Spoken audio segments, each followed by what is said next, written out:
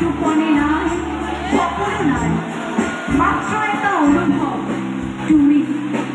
এন্ধাৰ আহে কিন্তু এন্ধাৰ হৈ নাথাকে, তুমি তুমি হৈ ভৰি পৰে তোমাৰেই এটা গান। তুমি প্ৰতিধ্বনি, নিস্তব্ধতাত গুঞ্জৰি উঠা মঞ্চত তুমি নাথাকিলেও সকলোৱে চিঞৰে জয় জুবিকা।